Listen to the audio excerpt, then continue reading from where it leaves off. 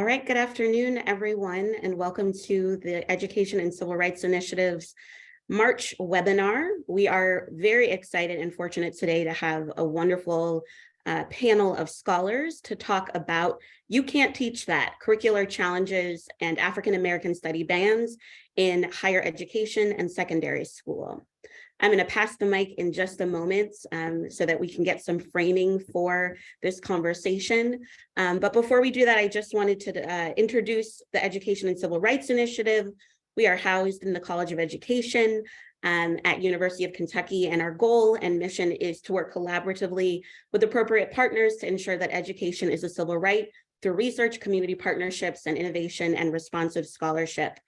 And then we envision a society that affirms the immutable characteristics and intersectional identities of many people listed here on this list today. And this year, we are grounding our work in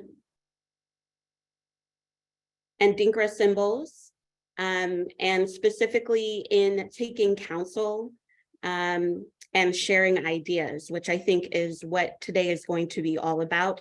As far as this wonderful panel that we have gathered today. So I will go ahead and pass the mic. If you have questions as we go along in the panel, please put them into the Q&A box. We will have time at the end for questions, and we will get to as many as we can. But I'm going to pass it to Dr. Chapman, who is joining us today as a speaker and scholar to set the tone and give us some context for why we're here. Good afternoon, everyone, and thank you, Miriam. This panel is so important, and I was actually just talking to our speakers, and thank you for all the speakers who are spending their time with us today, because every day, consistently, we are seeing an assault on the knowledge and experiences of people of color, of women, and of LGBTQ communities. And these assaults are becoming more and more virulent and more aggressive. The misinformation that has been pulled into the media and continues to grow and affect these issues is rampant.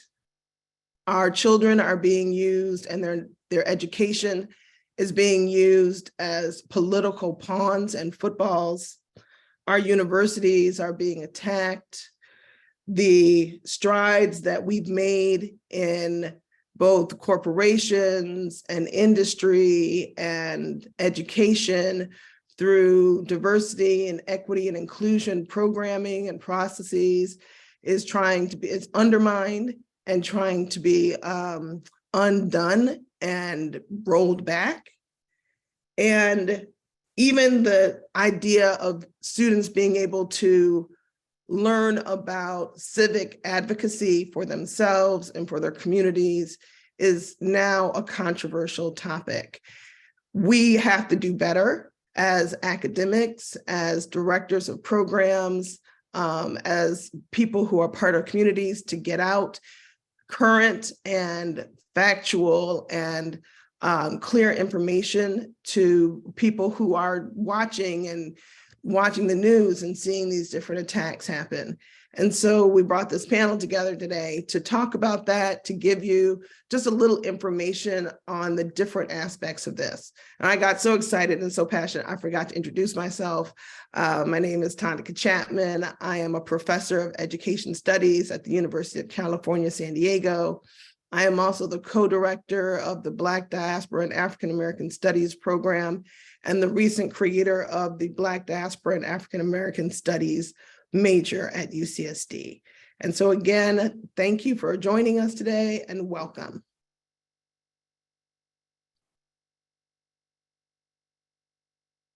Dr. Miller. Thank you, Dr. Chapman. Hello, everyone. Good afternoon or good morning, depending on where you join us from. My name is Dr. Vanessa Miller. I am currently the postdoctoral associate at the Race and Crime Center for Justice at the University of Florida Levin College of Law. And starting this fall, I'm going to be an assistant professor at Indiana University in the Department of Educational Leadership and Policy Studies. I received my JD and PhD from Penn State, and prior to all of my academic roles, I was an education lawyer out in California. My research broadly focuses on race, education law, and the criminal legal system, and specifically, I'm particularly interested in educational equity for Latina girls and women in non-traditional spaces like prison education programs.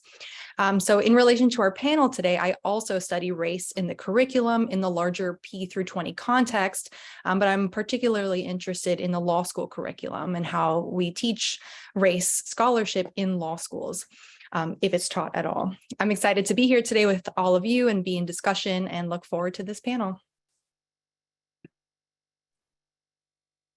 And I am now bringing it to Dr. Valdez.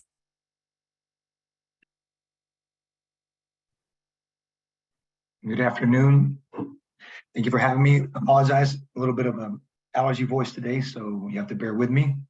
My name is Dr. Patrick Valdez. I am currently a visiting professor in the Educational Policy and Evaluation Department here at the University of Kentucky College of Education. Prior to joining UK, I spent about 25 years in higher education, and my last administrative post was as a chancellor of a community college in University of New Mexico Taos, which is part of a state system very similar to what they have down in Florida. So I'll be speaking a little bit today about the responsibilities and implications that that law that's been passed down in Florida has on community colleges, specifically how a community college president in that area might react. So I'll be referencing the letter somewhat and reading from it during my presentation. And I'm glad to be here amongst wonderful, wonderful colleagues and to be in this space at this very, very critical time in our country.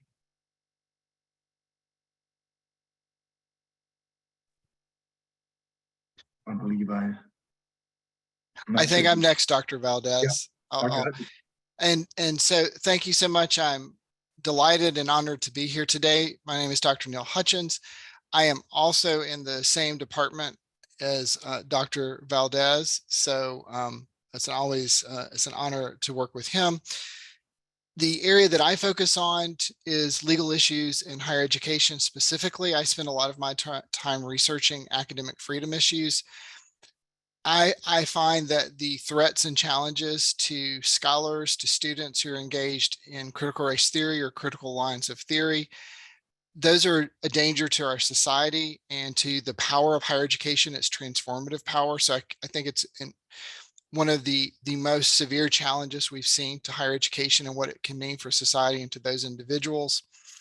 And today I really want, I think on the panel, hopefully contribute to how that is very much an undercutting, a threat to academic freedom. And specifically for me, and I am going to give a little plug, Dr. Miller and I have several pieces that we have coming out, one in Missouri Law Review, one in the Journal of College and University Law, that we really established that the lines of scholarship that are being attacked, those are incredibly well respected and well established lines of critical scholarship, and that they should absolutely be defended for the value that they bring to higher education and to society. Again, delighted to be here today.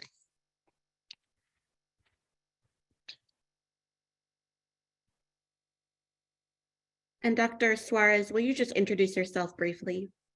Absolutely. Thank you. Hello, everyone. Thank you so much for joining us. I'm so thankful to be in community with this wonderful panel and to talk about this very important topic and experience that's happening across the country. I am the Associate Dean of Equity, Diversity, and Inclusion and Student Experience at Tulane University School of Social Work. I'm also faculty in the School of Social Work. Prior to that, I was at the University of Florida as an assistant professor teaching critical race theory and leadership development. Very interesting time. So I'm looking forward to holding space and talking about survival methods and mentalities as it relates to faculty censorship.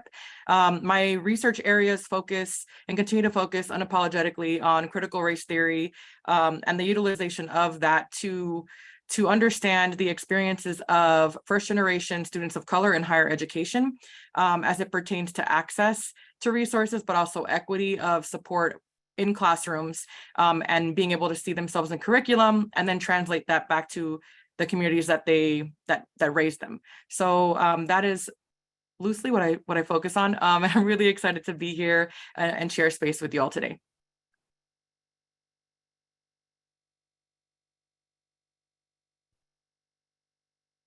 Thanks so much. We're going to go ahead and move into the meat of our discussion today with some remarks from each of our panelists.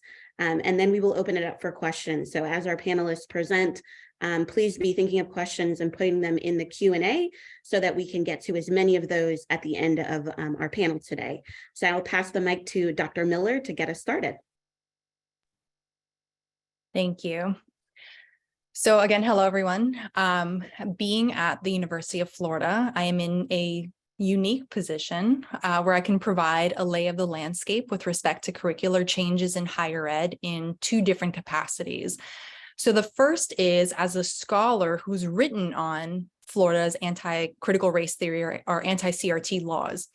And the second way is as a scholar in Florida who has written about Florida's anti-CRT laws. So I'm happy to talk a little bit now about the laws, the bills, and also the policy, and also how I navigate the system as a scholar who is trying to do the work that is being censored, I think, at the state level. So I'll start by providing an overview for those of you who might not be as familiar with all of the bills and policies and laws that we have here in Florida with respect to anti-CRT laws. So we start with the bills and laws, specifically HB 7, HB 999. That's House Bill 7 and House Bill 999. I'll give a little bit of an overview and how certain policies have been adopted. And then I'm happy to reserve some time later in the discussion to answer questions about how those policies have either directly impacted me as an individual and the work that I do, especially at a center where I currently operate and do my research that is dedicated to race and crime. So HB 7 or House Bill 7 was signed into law last July by our Republican governor, Ron DeSantis. And the law is generally referred to as the Stop Woke Act, woke in capital letters, W period, O period, K period, E period, which stands for the Stop Wrongs Against Our Kids and Employees Act. And this bill that was turned into or signed into law applied both to education in the P through 20 context, which makes it pretty unique, and also to private employers. And the law severely restricts, in the educational context, classroom discussion on what the legislature calls divisive concepts that they believe are embedded within critical race theory. And those divisive concepts, I have them in my notes in quotations, so that's how I'm using that in this context. These divisive concepts include many different facets that are either not specifically from CRT, they're tangentially related to CRT, but they're not CRT in the way that the government is trying to frame it. I have some language here from the bill I'd like to read you. It's a little bit lengthy, so please bear with me. So here is what HB 7 describes as divisive concepts. An individual, by virtue of his or her race, color, sex, or national origin, is inherently racist, sexist, or oppressive, whether consciously or unconsciously. An individual, by virtue of his or her race, color, sex, or national origin, bears responsibility for or should be discriminated against or receive adverse treatment because of actions committed in the past by other members of the same race, color, sex, or national origin. An individual, by virtue of his or her race, color, sex, or national origin, bears personal responsibility for and must feel guilt, anguish, or other forms of psychological distress because of actions in which the individual played no part, committed in the past by other members of the same race, color, sex, or national origin. Lastly, such virtues as merit, excellence, hard work, fairness, neutrality, objectivity, and racial colorblindness are racist or sexist or were created by members of a particular race, color, sex, or national origin to oppress members of another race, color, sex, or national origin. This is straight from the law. And these are what they determine to be tenets or derivatives of critical race theory, and as such should be banned in classrooms.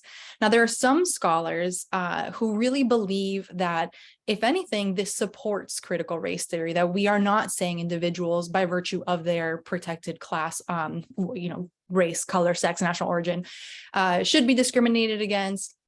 They do not bear individual responsibility.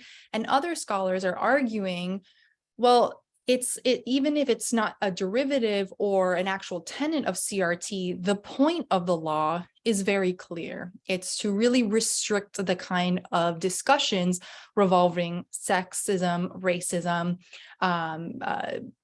any kind of ism you can put in there really is going to be restricted in the classroom. So really what the law is targeting is not critical race theory or tenets of critical race theory, but concepts that were developed and used by critical race scholars to explain these hierarchies in American institutions that create and reproduce oppression, like American institutions of law and education. So the concepts that I think these divisive concepts believe they're actually discussing are things like implicit bias, anti-Black racism, neutrality, affirmative action, white privilege. These are the kinds of concepts that are the bill is somewhat drawing upon, not discussing it outright.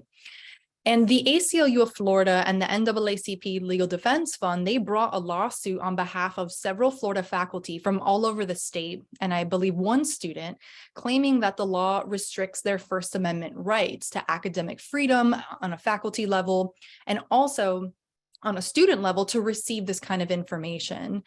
And what's interesting is the law is somewhat ambiguous in how this information can or cannot be provided in the classroom. So, student discussion seems to be fine, but once the professor interjects themselves, even if it's their realm of scholarship, that could possibly violate the law in the classroom, in office hours, during student events. So it's the whole point of trying to suppress speech with respect to race-related scholarship, white privilege, anti-Black racism, affirmative action, it seems to be doing the job.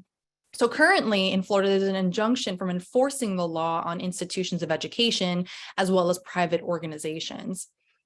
And what's interesting is the Florida judge who heard the case when it was initially brought by the NAACP Legal Defense Fund and the ACLU of Florida called it positively dystopian. So if you want some light reading over spring break, please take a second to read through HB 7. It's an incredibly vague law in many ways, but the clear political attack and target here is for race scholarship. And what's difficult about the bill is the way that not only that it restricts this kind of scholarship, but it furthers to delegitimize race-related scholarship, which is now including DEI efforts. It's also difficult in some of my lines of work because it's silent on non-traditional programs like prison education programs and the ways in which prison education can or cannot be delivered to those students who are incarcerated. But Florida really stepped another foot forward and in the last weeks, and it introduced House Bill 999. House Bill 999 was recently proposed by the Florida House, and it bans, I'm going to read here, courses based on unproven theoretical or exploratory content, which I don't know if anyone has ever taken a course in physics. Pretty much bans most of physics. So based on unproven theoretical or exploratory content, it bans majors in women's studies or gender studies. It seeks to defund diversity, equity, and inclusion efforts at state institutions. It concentrates its hiring power in the hands of the Board of Trustees, even the president. It allows for post-tenure faculty review at any time for any purpose. And it eliminates majors and courses in certain subjects that focus on race and gender, or critical race theory rhetoric. So HB 7 went from divisive concepts, and in Florida specifically, HB 7 did not mention CRT by name, but although it was dubbed the anti-CRT law, it talks about these divisive concepts that they believe are being pulled from CRT. And they, as in the legislature, believes that these divisive concepts are being pulled from CRT. Now, HB 999 names it. It puts a name to say critical race theory rhetoric, and then includes DEI efforts and any courses related to race and gender. It also creates new general education requirements on what is permitted and what is not permitted in Florida, and how those classes are to be delivered during the general education time. So it's really interesting to see how the law is now not only expanding, but explicitly naming these are the kinds of theories that we will not permit on campus. So I think as a current scholar, young scholar in race, crime, education, the criminal legal system, it is targeting a lot of the work I do. And even though I'm not in a position currently as a postdoc where I teach students in an official capacity, whether that includes me being present at a student event or holding events in which some of these issues are discussed, it really places a limit on the way that race scholarship can be discussed. But most importantly, and most unfortunately, it delegitimizes the work that we see in critical race theory scholarship, which is a legitimate theory in the academy. Now, in law schools where critical race theory originated, it is barely being taught. I will tell you, as a former law student, I did not take any classes on CRT because they were not offered. So to see this now being trickled down even to the elementary school is incredibly difficult, knowing how much our American education system needs education with respect to our racial hierarchies and oppression in society. So with that, I'm happy to answer any questions about Florida and how it's impacted specific university policies, and how we see a new wave of anti-DEI legislation coming from these anti-CRT laws. And I believe I can pass it off now to Dr. Suarez. Thank you, Dr. Miller, for that. That was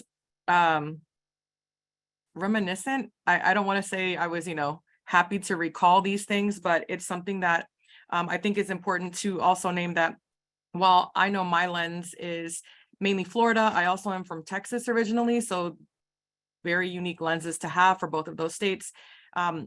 It's important to name for me that there are also things happening in other states that aren't necessarily saying them as loud as Florida and Texas, perhaps, but they are still occurring. And so that ties into my focus area for today, which talks about faculty surveillance, because in my experience, it came on very slow and couched in kindness, which is, I didn't fall for it, but that was something that was how it initially came about. And then maybe months later, it came on strong. And people didn't know what to do, because initially they were fed it's okay, right? It's not going to be that bad type dynamic. When I think about faculty surveillance, when it comes to critical race theory, and even understanding scholars who are focused on African-American studies, right? Or just uplifting and emphasizing race in education, it reminds me of the experience, and I'm looking at our panel, and I'm sure some of us can recall it many times when you enter a store and you realize you're being followed. You are shopping for something, you are there. I have childhood experiences and also grown experiences, but you can instantly tell and feel when you're being followed. You know what it is, you know how it looks, and you know that people are not necessarily checking on you to make sure that you are having the best form of service. This resembles my experience as how I think about surveillance when it comes to being a faculty member, particularly at my previous institution, which was the University of Florida. Before any of this started, I started in 2016 at UF. No one checked for me. No one really cared what I was doing. It was hard for people to to want to ask questions about what CRT looked like on a daily basis, or even just why race mattered when we were talking about developing leaders in students or creating programs for the state of Florida, which is a very diverse state in terms of not just culture, but language, agricultural commodities, right? Weather, you name it, it is very diverse. And no one was really checking. But as soon as there were rumblings that happened, people were more quote unquote interested, right? In what I did or what other people on campus were doing. And it was couched in a, we know we need to get behind this. So tell us what you're doing. But I think, again, I go back to, you're in a store and you know you're being followed. And when you try to tell somebody who doesn't have that experience, or when you try to name it to the clerk who's following you, they'll say, I actually don't know what you're talking about, or I was really just trying to help and support you. So that's the way I'm sort of framing this experience. The challenge with this is, for me, and a few other faculty who I love and cherish, who some are still at UF and some have since left UF and other institutions similar, is the understanding that our focus was always on the experience of our current students and also the impact that we know that our work can make. Not just because our students will then go and be good stewards of what they believe in, but also in the community and how we know that our work can impact community near and far. Because that seems to be where the university realized it could do most harm. And so I'm not saying that the harm I experienced with being surveilled at a very, very inequitable level as opposed to anyone else in my department wasn't hard enough, but the challenge, almost where they knew they could have me either fold, right, or choose to leave, is when they were starting to impact my students.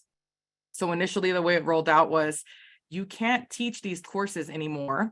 I had a colleague and who wrote an article for the Chronicle, but they were told to remove the word race from their syllabus. And if they didn't, not only would they lose their job, but their supervisor, the dean, would also lose their job as well. And that's how it quote unquote started, with the changing of language to make it seem not so race focused. And it was almost, it was insinuated that this is, if we want to keep doing the good work, we need to just do that, right? And sort of take the word out, but you can still teach what you were teaching. That's how I was getting by as a CRT scholar in agricultural sciences, right? Was teaching under the radar, knowing that it made sense. It belonged where it needed to belong. But it started there. And then a few months later, my students, all my PhD students, are focusing on critical race theory, lenses of race and racism within leadership development, within Black women's leadership initiatives, right? All of these different things. And they were fine, allegedly, but then they started saying, as a faculty, your time is paid for by the state. And since you're their advisor, you can't advise them on their study because you're using state's time and money, which impacts, of course, our wonderful students. And then unfortunately, fast forward to now, or a few months ago, because I'm still on the UF email, I still co-advise some of my PhD students as they are graduating this spring, is email sent out saying, from a dean who was very supportive at my time there, but pretty much said, sorry, everyone, if you focused on DE&I in any capacity, we will be reviewing your emails and your email accounts. Please send us all of the documents you received, the amount of time that you have prepared or put into documents, published articles, courses. And it also ended with we will also be requesting your text messages, which was wild to even read because it's your personal cell phone. However, in the state of Florida, right, there's a sunshine law where everything and anything that touches anything UF related, if you answer an email and it happens to by chance go to a personal email because somebody copied the wrong one, now it's open, right? Or at least that's what they were saying. So receiving that, I think was also something that was very hard for me to read because I still have students there. right? And because I still have a few wonderful colleagues who are staying for the reasons that they've chosen to stay. And the challenges that come with continuously being surveilled, right? Requesting a review of syllabi, ensuring that they are meeting continuously with deans and or their additional supervisors to make sure that they are maintaining and upholding the law within the state is something that is inequitable for these scholars, inequitable for the doctoral students who are experiencing this. And then also when we think about the trickle down effect, there are scholars, wonderful scholars, who are running to another place because there is harm being done. At the end of the day, our students are continuously being impacted at every level. And so that is, I'll pause because it's been a lot. When I think about moving and now being at a different institution, still being very mindful of what policies look like when they start to move around and no one asks any questions. In particular, it's very challenging to maybe not understand, right? So my thing to you as we wrap up just for now is pay attention to when things start to move and people are trying to smooth them out to feel like it's not a big deal, right? Or if we make this one move, it's going to be okay because in the end it'll benefit your students. I think that is very, it's harmful. It's harmful to people who are submitting tenure packets. It's harmful for people who are trying to get dissertations complete. And also at the end of the day, our scholarship is being harmed on a daily basis because we're being washed out, right? There's not a need. And by the time that we catch it, I think it'll be too late. So I'll pause there for surveillance, but I'm very much excited to continue to talk about this further.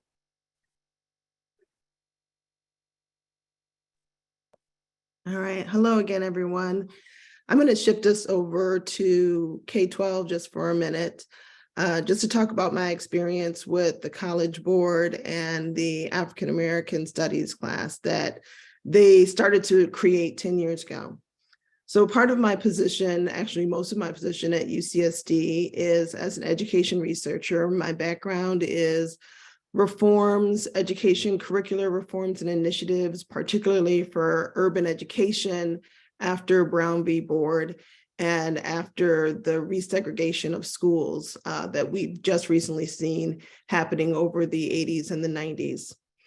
My other hat is the director of the Black Diaspora and African American Studies program. We created BADAS, and that's what we call it. About a year ago, it took us 5 years to actually create and go through the process of gaining the major. We were the last of the UC schools to have that major. When the College Board reached out to me, they were actually reaching out across the country to every single African American Studies, Black Studies, African Studies program in order for directors such as myself to say that they would adopt the AP class. So the College Board is really hoping that en masse, universities will accept the AP Intro to African American Studies course for credit at the university. And for those who know, of course, AP classes hold a lot of weight. The College Board holds a lot of weight because those classes really translate into both money saved and the ability for students to access more classes, to go on international and trips and to do other things with their time when they don't have such a rigid course schedule. So the College Board contacted us and asked all of us to come in to the DC for a weekend to basically give them some feedback on the initial draft. And during this meeting, I mean, I met every eminent scholar that I've read, that my students read in the program, that we've been reading for decades about African American studies. This served really, and I've got some notes, so I'm going to keep going back and forth, What I didn't see in this group were other educators like myself. And this is key. When we talk about African-American studies or Black studies programs, we're talking about scholars who do this work from everything from legal studies to arts and sciences, to music, to physical and biological sciences. African-American studies, Black studies, crosses the gamut of the university and the disciplinary spectrum. And so to take on a course, to create a course at the intro level for high school students is an incredible task, and took them 10 years before they even wanted to show it to those scholars who would, most of which were in that curriculum itself, but also giving feedback. During this, I got to keep my little timer. During this weekend that we spent at the College Board, we had small group and large group meetings. They gave us on the first day 5 packets that were each an inch and a half thick of curricula for this course. And those packets ranged from starting with the very beginnings of West African societies and all the way through to the most recent election. Our task as scholars was to tell the College Board how to shade this down, right? What could be included and what couldn't, and what needed to go. During those conversations, it's not a surprise that as scholars, none of us agreed about what should and shouldn't go. So there was a lot of conversation. It was an amazing weekend talking about African-American studies, but this idea of how do we weed through this immense amount of material, which really could be ostensibly 3 different high school courses, was a task that we didn't achieve. We wrote on these notebooks, we gave them back to them because they were very coveted about the materials coming out before they were ready to have them come out. We spoke to teachers who had just started piloting the program and their experiences. The conversations range from a number of different topics. The problem with the conversations and the problem with the way that the College Board approached this is not so much DeSantis and his attacking it. DeSantis figured out and understood, this is a man, a Yale scholar, and understood that this process wasn't complete as far as the process of going back and forth between piloting, asking students, asking administrators, and asking teachers about this curriculum, and editing within the College Board itself. What the College Board didn't understand at the time when they created the African American Studies curriculum was the simple dynamics of schools and classrooms around race. When they brought the curriculum to us, they showed us the curriculum and they had us speaking to only African American teachers who had taught the curriculum. When you see the information posted, they have only African American teachers in these postings and in the pictures and talking about the curriculum. The truth of the matter is, the people who will be teaching this curriculum, for the weight of it, will be white teachers who do not have a background in African American studies. So when we talk about the changes that were made to the curriculum and that were reflective of the populations, what we're really talking about are changes that were necessary because who is teaching the course and to whom they are teaching, primarily white teachers teaching this course to white students in well-resourced classrooms. Most of our teachers who are Black and brown are in underserved classrooms and underserved schools where there's a very limited, if any, chance that our kids get AP courses at all. And so when they created this last draft, the true reflection is on what is possible when we talk about having a course that is supposed to be African American studies, not African American history, because they're very different things. A course that is supposed to be African American studies that is being taught ostensibly in primarily white schools and will be taught primarily by white teachers. And so DeSantis was able to capitalize on these moments where decisions were made about the types of curricula that teachers could address in healthy ways, and give that information, give that content to students in ways that they would understand it, in ways that those conversations would not become dangerous or destructive, in ways that other classrooms and states, not just Florida and Texas, would feel comfortable having that, right? This is an interest conversion moment of the College Board as well as states and universities. Am I saying that that there's anything wrong with the class? Absolutely not. This is a class that needs to be taught. It has more information and curriculum in it than actually all of our students in K-12 public schools get, and in their college careers, because unless you take a Black Studies class, our student would never get this kind of information anywhere else. What needs to be done is that parents and community groups need to push forward and make sure that this class is available. If not, and we have a history of going outside the schools, we need to talk about how to create ways that parents and communities and churches can teach this class, right? Or teach parts of the class. The curricula is online. They did something highly unusual where they actually gave the curriculum to the public so that they could see it.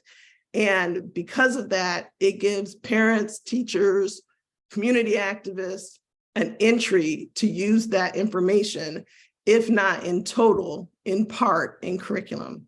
And so I'm happy to talk a little bit further. I'm a little over time, but when we think about the African American Studies class, we need to think about how to move beyond what the political says that we can do and what we can teach and what we can bring to our children in our homes and in our communities.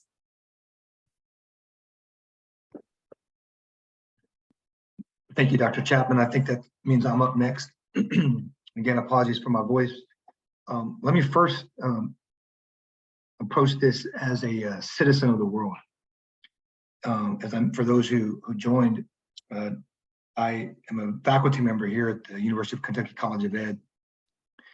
Specifically, I'm the program chair for our Senior Diversity Officer Certificate program that we award to students in our PhD program who take the required courses. So I teach the implementation of diversity plans on college campuses and bring in the experience that I have to that course. So that's my background. My own personal scholarship is in the policy history of the Hispanic Serving Institution legislation, which was passed by Congress in 1992. Tied to what we're talking about here, my scholarship tells the story of the Latinx advocates that came before 92 that were in DC and really were promoting increased funding for institutions that were educating a large number of Hispanic Latinx students. I would use the word underrepresented populations here. When I use that word, it's not to be colorblind or color mute, it's to mean that I'm including our Black, Brown, LGBTQIA, gender, all of those are Afro-Latinidad communities, all the diaspora that has been historically underrepresented. I just wanted to be clear when I say that. But I approach this as a citizen of the world before anything, and I get a chill down my spine and moments of fright when I think of anybody's right to academic freedom or voicing or sharing concerns is restricted. You know, First Amendment right to freedom of speech, and the way that we teach in our classrooms, especially when those words are being weaponized to scare, to create fear, as opposed to the way that they are intended to be used and the way that they, in my experience, have always been used, which is to help us not harm, but rather to understand and to create an expansion of knowledge in our classrooms and with our students.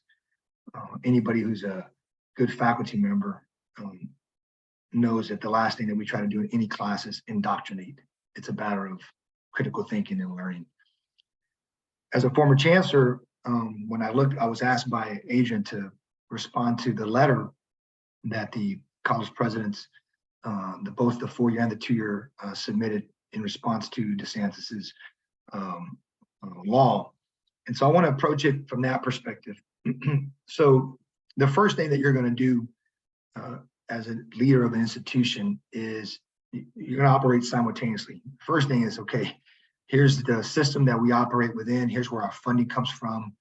And we have to acknowledge, whether we like it or not, what's happening at that state level and how that it affects us in our practices and specifically in our funding. So as a college president, anytime you hear the word that your funding is jeopardized, you're going to get concerned and you're going to raise an eyebrow and your ears are going to open up. So when something like this comes down, first thing I would do is get with my faculty council, my deans, to figure out where in any of our curriculum we need to be mindful, not of restricting, but being aware of, hey, where are places where we think we could become targets. So let's think about that, because we already know the reality. The reality is this law is passed. It can go to the courts and we can fight against it, but for now, this is what's going down. So we have to be very cognizant of that. Where's the story going and how do we get ahead of it? Great thing about these types of laws for us is that we already know where the story is going, so it's easy for us to react. Same thing you get with your programs, directors, your staff. What kind of programs do we have? How are they funded? Are they funded by the state? Are they funded by the feds? Are they funded by private foundations, private citizens? Let's make sure we do an inventory of all of those things. And the reason I say that is because you would think that we would know these things already, but we don't. Even on our own campuses, we have to take inventories of these things. And the reason it's important to find out what your funding stream is that sometimes your federal funding mandates or requirements that are in any sort of monies that are awarded to your campus could be in opposition to what the state just passed. And so you have some cover there in continuing some of the learning outcomes and the practices that were awarded in that grant as a result of needing to meet the requirements of that federal funding. So you need to be aware of all these things. At the same time, with all that's going down, I'm a part of an association and a part of a community of presidents that say we want to respond in kind to some sort of letter. And so in that point, not every president, chancellor of an institution is going to be in agreement. Let's just agree on that, in agreement with the Florida, with the governor's rulings or the governor's laws, right? Some might, but not all. But you're a part of this community, so you're going to sign on to a letter that says we got to say enough to acknowledge that this is a reality, but at the same time, we got to say not so much that we're still giving ourselves some cover. The lawyers on this call can speak more to that, but I wanted to set that up to read from this letter. Just bear with me, because I'm going to read two statements, and they're both in the same letter. Okay, so the first one I want to read is when they address specifically the law. And it says, our institutions will not fund or support any institutional practice, policy, or academic requirement that compels belief in critical race theory or related concepts such as intersectionality, or the idea that systems of oppression should be the primary lens through which teaching and learning are analyzed and or improved upon. Now, the key phrase in that sentence is compel. We're not going to compel. Right? So as a president that may not be in support of what the governor's pushing, I can live with that phrase, compel, a little bit. I think it gives me some cover. Now, in that very same letter, this is included. In the development of knowledge, research endeavors, and creative activities, a college faculty and student body must be free to cultivate a spirit of inquiry and scholarly criticism, and to examine ideas in an atmosphere of freedom and confidence, free from shielding in any non-discriminatory manner. So if I was to read that letter to you without the last statement I read on critical race theory, you would think, well, this is just what all colleges say. This is what we support. Freedom in the classrooms. We're not pushing any one idea over the other. We're bringing a variety of ideas. So that as a president of an institution, you read through that letter, if you're going to sign it, you say, okay, are we acknowledging that this is a law and we have to acknowledge this? Sometimes it's hard to agree with that principle when you're not in a leadership role at that level, right? But that's the reality. As a president, you have to take care of your campus. Your responsibility is to take care of that campus and your students. So anytime that's in jeopardy, you got to think about it. So you read that letter, you read those statements. So there's a lot of cover in that letter, even though they're acknowledging to the governor's wishes, right, or law, they're also acknowledging, hey, we know that we're a place where learning happens. And again, everybody's got to sign on to this letter. So they've all signed it. So that's the letter, right? So I think that it's a letter. Had I been a president in the state of Florida, that I probably would have signed on to myself based on those two principles that I just read. I mean, they're almost competing if you think about it, right? It's like one, it's like, you know, they almost say the same thing. So that's the letter. This is their response. Now, the greater concern with something like that is, where does this go? And some of the presenters here have already addressed that. You know, the bigger issue, what are the implications of this? What is next? As Dr. Miller mentioned, right now, that was only about a month or so ago, 6 weeks ago, and now we've got HB 99 that's getting very specific, right? And so this is what's coming down the line. Also, in terms of the pragmatic, what does that mean for transfer credits? So if I'm a two-year institution that is awarding courses or teaching courses on my campus that don't fall in line with maybe what the law says, do I have to stop teaching them, but also are those that are used to transfer to count towards a full-year credit, are those now scrutinized at the level of emails to faculty, which is quite frightening. When Dr. Suarez said that, again, another chill down my spine to read your text message. I mean, this is very invasive legislation that is intended to freeze, right? Intended to put a pall and to destroy so much that is what has already taken place. So that's one, my transfer credits. Not all of my students are going to come to Florida universities from the community college system in Florida. So again, are we going to scrutinize their courses that came from another state? So these are all long-term consequences that affect the effectiveness and efficiency of an institution and how it operates, that are often lost and not even thought about when laws like this are just created and passed for political fervor. Right. And so, but these are real, these are the brass tacks things that have to happen on all of our campuses as a result of some of this. I'll close on a couple of big thoughts because I know I want to leave room for questioning. But the greater implication is also, where does this then lead? Right. So copycat laws in other states, governors trying to outdo one another around these initiatives. We mentioned Texas earlier. A few of us, our home state is Texas. And so we have families that are affected by this. We have colleagues in these states that are being affected by this. And in those cases, already having state systems respond to the governor. There's the governor's memo on DI practices and policies. But the irony of all this, because somebody was asking in the chat, I think, about whether or not there's optimism here. So I'll let everybody else chime in at the Q&A part of that. But the irony of all this is that there used to be a time, especially at the two-year level, certainly at the 4, but not so much maybe at the 2, but where the concern was that industry was really affecting how we taught in our classrooms, right? There was this pushback against our what are we teaching students? We're not going to teach to industry. We're going to teach them to be global citizens, globally minded. We don't want industry encroaching too much upon what we should have in a degree requirement in order for our students to be ready for workforce, right?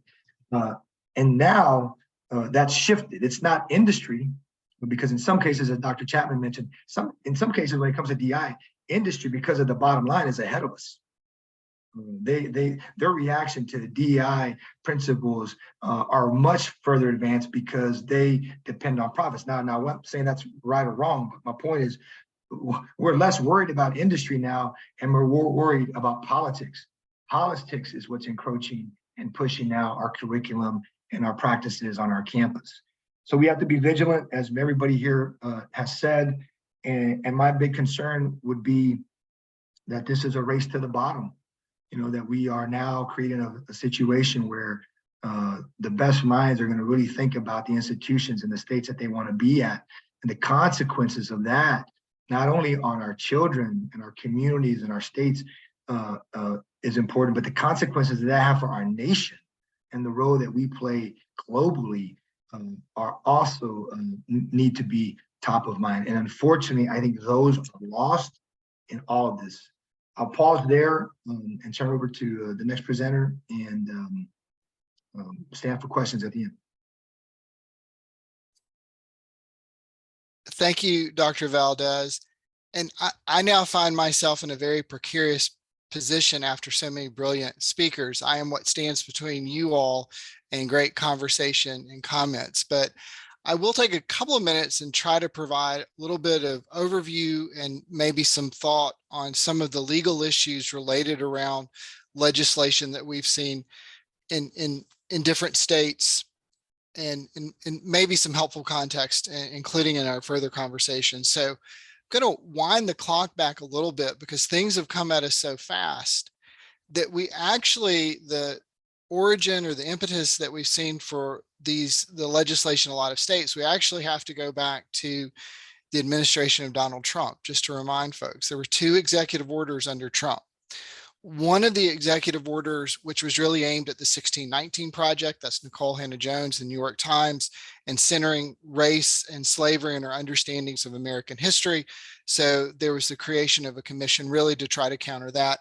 Also, there was another executive order that for federal contractors, and it was interpreted to include colleges and universities, banned divisive concepts. So Dr. Miller was talking about this use of divisive concepts, and that's one of the ways that it then showed up in legislation. We rightfully so, in our comments today, thus far, we've talked about Florida, we've talked about Texas. These are certainly 2 of the highest profile states. But this is certainly something that we're reckoning and dealing with as a country. Education Week has a really nice page that you can go to that's tracking legislation. So we're now up to legislation of one sort or the other, or regulations have been introduced in 44 states. And we're up to at least 18, I think it may be 20 states where we either have some kind of regulation or some kind of law that has been enacted. And so, for instance, you can go to Iowa, and if you are working in DEI or a college and university in Iowa, there can be limitations on what you can do in classes. So this is something that is really we're facing as a country. We have some states that rightfully so. I mean, there are reasons why Florida is in the headlines. I was actually in Florida this past weekend in a presentation, and I said, just when you think Florida can't really get worse, it's almost like Florida says, hold my beer. We're going to get worse with some of the legislation and things that we're trying to do. But it is certainly something that we're dealing with national in scope. What I wanted to talk a little bit about in relation to some of these laws, maybe some of the ways that they can potentially be challenged under academic freedom or other kinds of legal theories, and also showing some of the vulnerability of our colleges and universities as well, and things that, again, I think we need to think about in a very holistic way for our institutions. So let's just take a couple of minutes, and I wanted to think about this concept of academic freedom. And first I wanted to say, as we know, our colleges and universities, they're often very flawed institutions that replicate the problems, the deficiencies, racism, sexism, and other problems that we have as society. But when institutions are functioning at their best, they can be places of opportunity and discovery and intellectual exchange. Dr. Chapman was talking about all the wonderful work of scholars who came together. And if you're looking at an African-American studies course, the power that we can harness in education. And as Dr. Valdez was saying, the role of educators is not to indoctrinate.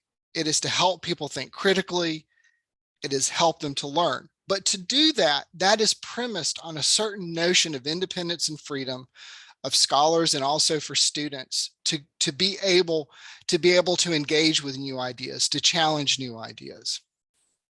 And so one of the things that I wanted to again echo what Dr. Miller was saying is that a lot of the academic modes of thinking, critical race theory, critical lines of scholarship, critical legal scholarship, is fundamentally, these are ideas and concepts and theories and research that are in the academy, and they have to be defended. They stand on their own, but they also stand in that tradition of when higher education can function in a strong way. I think one of the dangers, or obviously one of the tactics of some of this legislation, has been to kind of partition off, for instance, critical race theory as something that it's not. As Dr. Miller and I've talked about in our scholarship, I mean, there's really characters or stereotypes.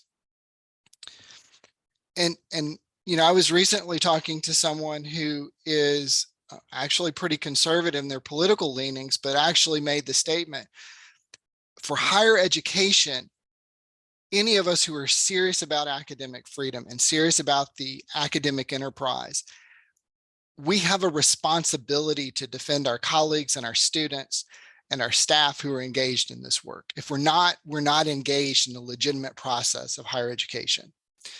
So with that said, I'll step off the soapbox a little bit to talk a little bit about what do we mean then in a legal sense, and specifically since we're dealing with public institutions that have really been impacted and affected by these laws. We often think about academic freedom and what do we mean for legal protections. Well, one of the things that's happened, and I'll specifically refer to, again, the legislation in Florida, the shorthand for that, sometimes the Stop Woke Act, the most recent litigation, House Bill 999, is the assertion that the state officials, that the state can control the speech of faculty and students. So in other words, that is government speech. That's the legal term that's used, versus the independent speech of the faculty members, of the students. As I like to think about it, is one of the things that's a key point of litigation in Florida is that the state, with this legislation that it has enacted, and what we're seeing in other states and what they want to do, that essentially to be a faculty member is to be a mouthpiece for the institution instead of functioning as an independent scholar. Now, pragmatically, this is not how a college or university functions. You no longer have a legitimate higher education institution if you're going to say that faculty and students and others are simply mouthpieces for individuals. But what this legislation has run into is that actually, prior to the executive orders from Trump to this legislation that we've had in multiple states, is that actually the First Amendment and the rights of faculty under the First Amendment to have independence in carrying out their professional employment duties, their job duties as a teacher, as a researcher, even participating in shared service, that's actually been subject to ambiguity and debate. And so, for instance, in Florida, and Dr. Miller was referencing litigation involving that act, which in that case, is very heartening to see that a federal district, so that's a trial court, a federal trial court judge, issued what's called a preliminary injunction. It said you can't enforce this as to higher education. But in that litigation, if you read the preliminary injunction, which is incredibly long, so I'm not necessarily saying that you want to do it, but if you did, one of the things that comes through is the state of Florida is wanting to look at this confusion and ambiguity under the First Amendment to claim under what are called the public employee speech doctrine. Don't worry, I'm not going to go into detail on that, but it's essentially this idea that if you're a public employee, then your employer gets to control everything that you say in carrying out your job duties.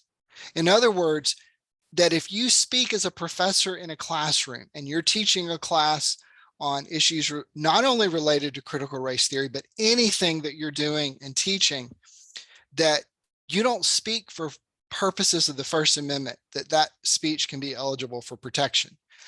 Now, what we saw in the Florida case, and when the preliminary injunction was granted, and the court, and it looked around at what several courts of appeals have done. It also looked at the controlling federal appeals court and said, no, that's not true.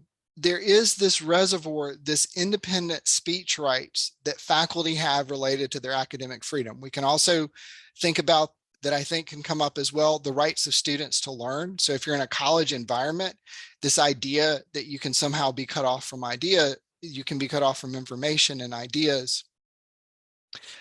But in that case involving Florida, the court at that level has said thus far, no, the state does not get to total control over a faculty member in the classroom. But that's what the state of Florida was asserting. Really, the governing board for public universities in Florida was asserting that they do have total control. So I will say something that's alarming about this legislation is that it does intersect at a time when we have a lot of questions over what courts will do. Now, we have had several federal appeals courts, and those are the courts in the federal court system right below the Supreme Court. So they're very powerful courts for the jurisdictions they control that have determined that faculty do have these independent speech rights, but that's not how all courts have held. So one of the things that we're dealing with and navigating about anti-CRT legislation is it's really two-pronged. One, it hits at a time when we have a lot of debate and ambiguity and disagreement over what are the legal protections under the First Amendment for faculty speech. It also happens when we have a system where so many of our faculty, and this can be true for many cases, including the kinds of courses that we've talked about in this presentation, those may be individuals working without the protection of tenure. They may not even be on full-time faculty on contracts. And also, just Dr. Suarez, when you're talking about the work that staff do, even outside of Garcetti, they work in a very precarious legal environment. So one of the things I think for all of us who are interested in this is not giving up, but the importance of continuing these legal fights to establish the rights of students and faculty. I kind of go against the wind on this one a little bit. I think in colleges and universities, this extends to staff as well, and really protecting their professional autonomy. I think have a lot of students who work in the DEI space, and they often have critical issues they're facing, and they're in rooms with faculty and they don't have the same protections. And so that may be for another webinar, but I did want to throw that in. And with that said, I don't want to hold us back from any conversations and comments. So I'm just going to wrap it up to say that there are really strong grounds, I think, that we can challenge these laws, but we're also in a legal environment where there's some uncertainty. And, you know, this may be eventually something that could go to the Supreme Court. We never know what the court's going to take, but it is certainly a fight that we're engaging in the courts to protect these areas of scholarship. And I'll stop there. Thank you so much, Dr. Hutchens, and to the rest of the speakers. You've given us a ton to chew on, and we do have some questions that have been rolling in. So I'm going to get us started by just feeding and maybe summarizing some of the questions so we can get to as many as possible. And feel free to just jump in with your thoughts as we get through these questions, and then we'll have some closing remarks at the end as well. So the first question, I'm going to kind of combine two, but it's about sort of the next legal steps to combat some of these laws, and sort of the optimism about being struck down. And do we think we'll get SCOTUS involved as well in any of this? You know, I don't know that SCOTUS would be helpful at this point because of the body of the Supreme Court. I think that's the real fear in, well, the past, 10 decades or so of the American history. The Supreme Court has protected faculty rights and freedom of speech, but it's all up for grabs at this point with this particular makeup. I did want to say, though, that there are a couple of different places in HB 99 that are interesting that I would say people should capitalize on. And one of them is that, and you have to read the whole thing, right? Where DeSantis has said that every child has the right to have guidance counseling services and counseling services, and that these should be made available to students equally. Guidance, counseling, and services, materials, and promotional events shall stress access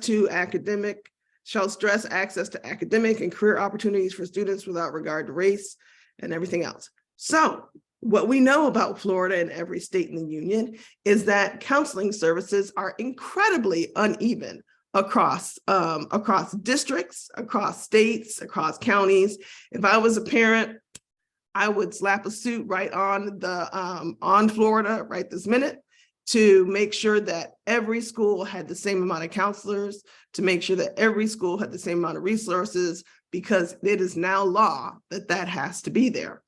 The second part of HB 99 that I love using, part of CRT is like using basically these laws against the people who created them, right? The other part is that, where is it? Sorry.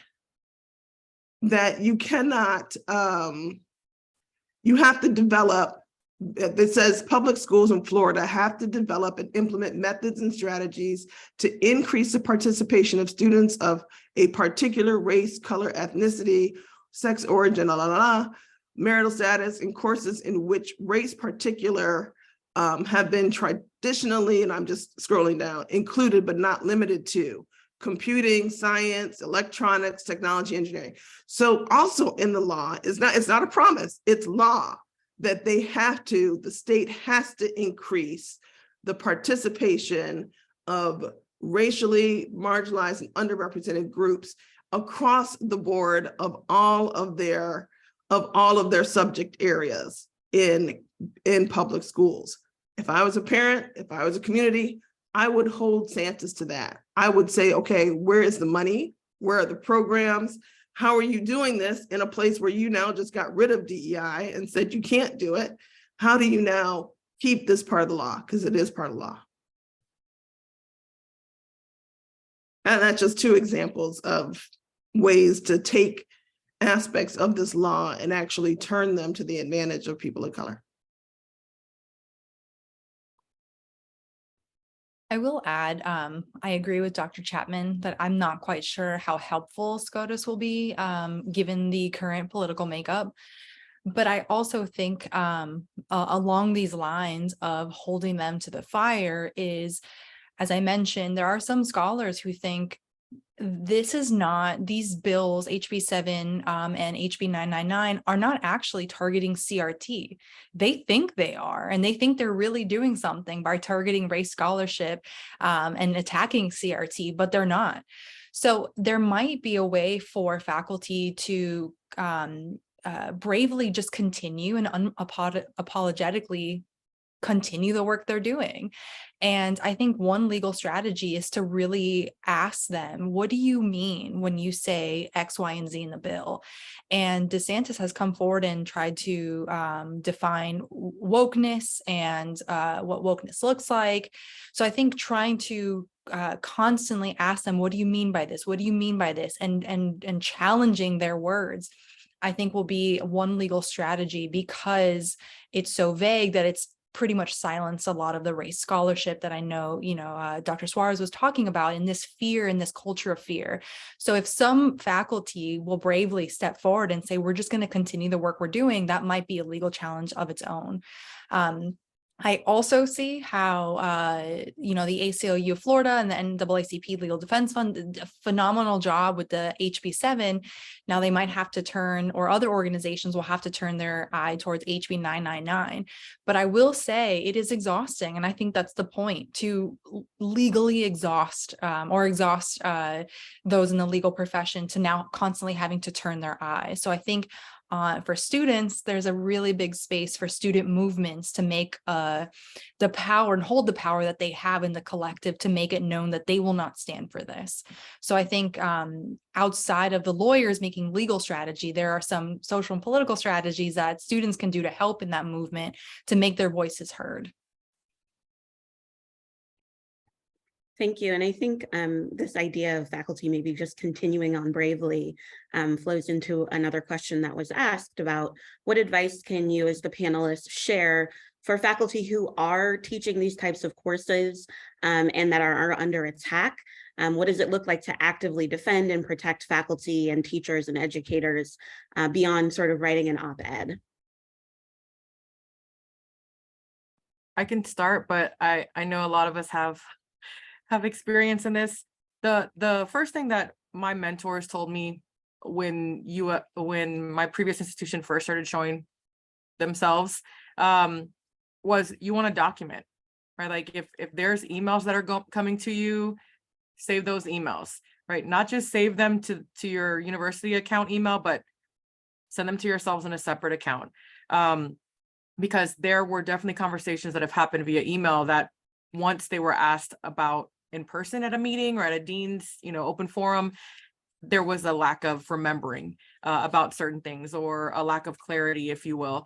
So I would say a track record, a paper trail is always very important. Initially, it sounds kind of fearful, right? You're sort of like, what are you talking about? I have to protect myself in this way. But for me, it was extremely valuable to hold on to certain documents, hold on to emails.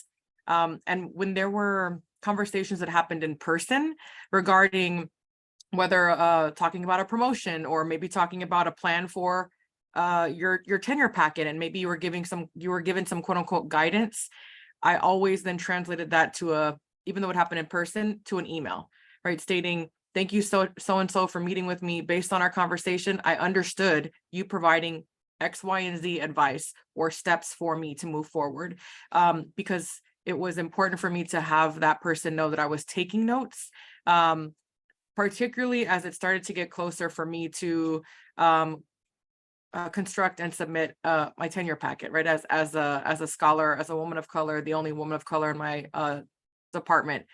And the final thing I'll say before I turn it over is having a community is extremely important.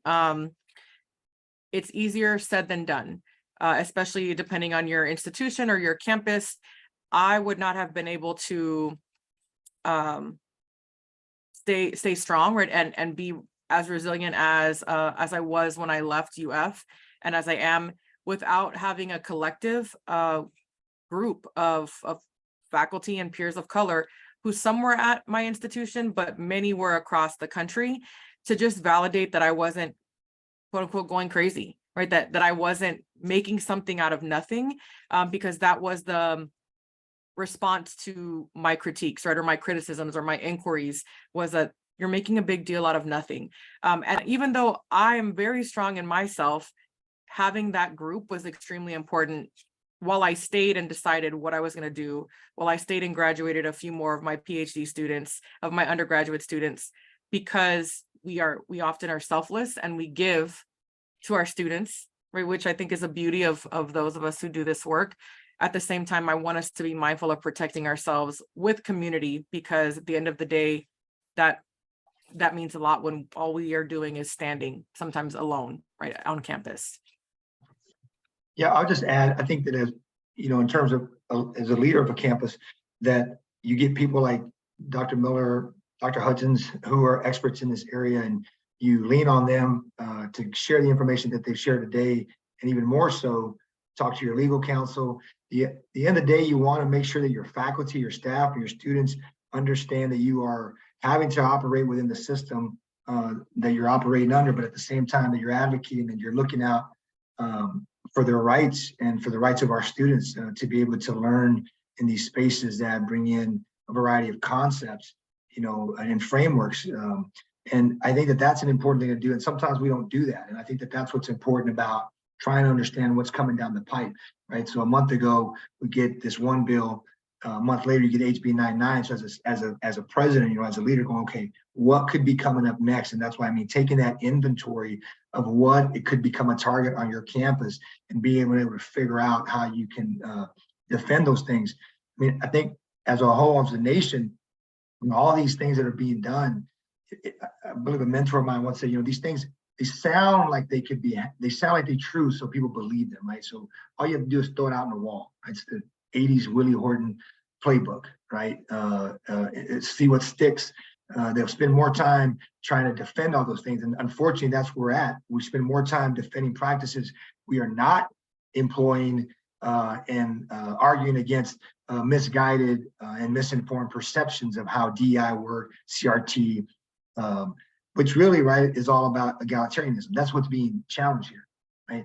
It's being framed as it isn't, though, right? It's taking and co-opting words that underrepresented communities have used to gain access, not even advantage, gain access. So I think that's the challenging part for us, and it's the exhausting part, not only on the legal end, as Dr. Miller and Dr. Hutchens said, but as Dr. Suarez said, so many have said, DI work, and I tell my students all the time, is not work for the faint-hearted. This is exhausting and tiring work. And so as leaders that lead campuses, we have to be able to recognize those challenges, and we have to make sure that we do everything we can to make sure that our faculty and our staff and our students and our communities understand that, we're fighting that good fight. We're going to take some setbacks, but we're going to keep fighting. There's also, again, I would encourage you to go to the law and read this law, because there are places where the assumption is that the harm is being done in one way. However, there's also harm being done on campuses to students all the time in the form of racial and social microaggressions that then come under components of this law as if a person feels that they are being harmed, if a person feels that they are being blamed for any of their status, then they have a right to address that, which means that in the traditional sense of the ways that students often complain, one of the reasons that we have Black studies and African American studies is to have different perspectives on this body of experiences and history, because oftentimes it's told in a very deficit format when it comes through other parts of the university.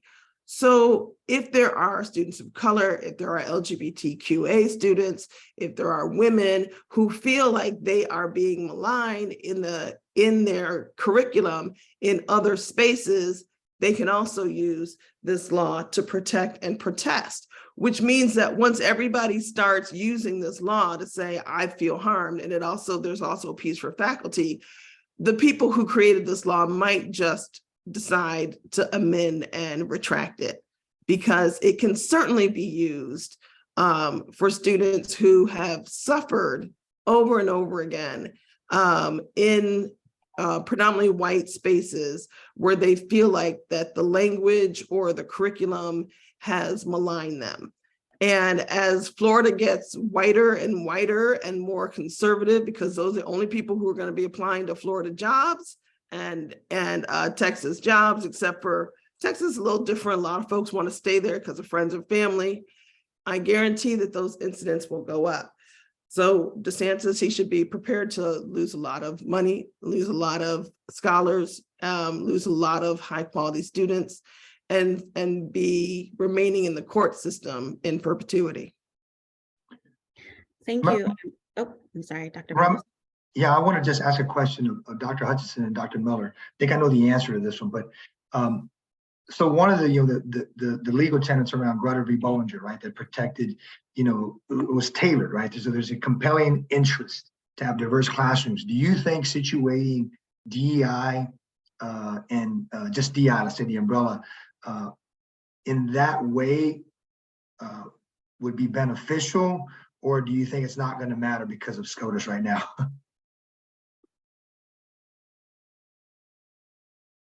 You want to take it first, Dr. Miller? I know we're getting close to time too, so I don't. No, go for it. Speed round. put the green light on at the court right now. You can still go.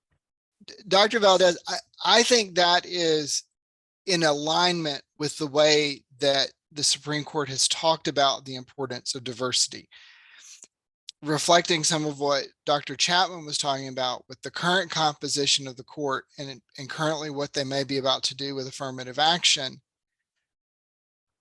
I'm not heartened at what that might be in terms of a completely effective strategy. I want to be, and I think if you look at the language and the rhetoric in those cases, but I think the current majority of the court is not, you know, they have not shown that they're amenable to those kinds of arguments.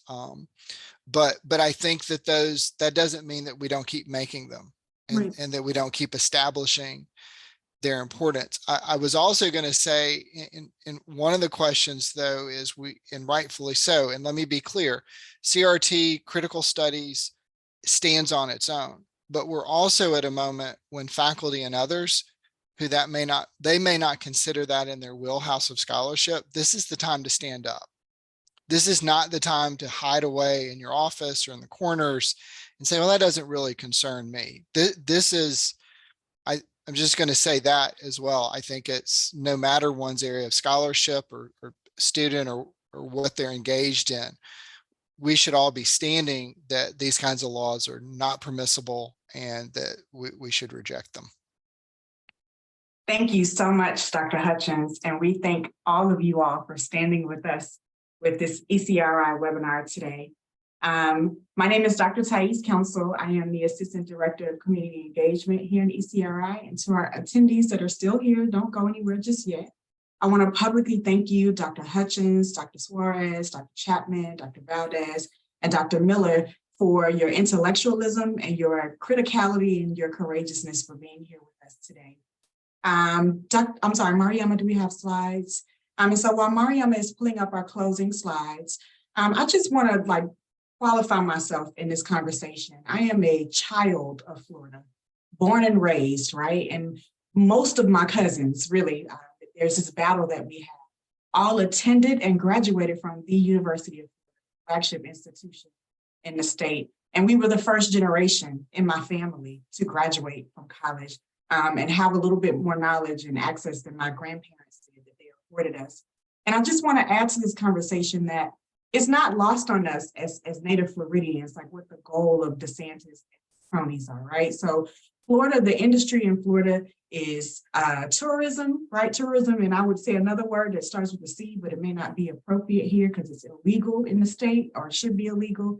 And then also the other industry is, you know, elderly people that move to Florida, that buy homes, that live in coastal cities and coastal areas, and even in parts of Central Florida, and they rely on a population of us who aren't educated, and our only options are to go and work at Disney World, SeaWorld, or some other retirement home or convalescent home.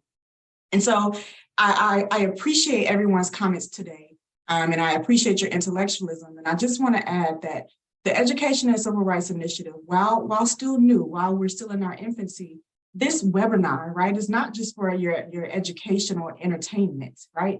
We are here to start these intellectual conversations that then move to broader movements that connect all of us on an intellectual level, and to be kind of the home for this, or the base for this work that we go for. And I heard a lot of research agenda setting today, right? I heard us talking about engaging faculty across colleges in different states where this law may be coming, about engaging students whose voices are really absent from this. And then I've also heard how education unions in Florida aren't really active in this. They haven't really said much and aren't there for the protection of our K-12 teachers as well as our higher ed folks. So there are a lot of opportunities for connection and for research and scholarship and for moving forward with this work. And we're happy to be here with you today. And so just a brief announcement about where you can see us next. We do have an American Educational Research Association presentation, a virtual presentation on May 5th from 3:30 to 5. where Dr. Gloria Ladson-Billings is the discussant, and we'll be talking about education as a civil right. We want you to please follow us and find us on Twitter. Our Twitter handle is UKY Civil Rights, both on Instagram and Twitter. And we do have a YouTube page where we will post this recording, and we will try to add a link for everyone in our Instagram and our Twitter feed so that you can follow. So I want to say thank you again, and we appreciate you being here with us today. Take care, everyone.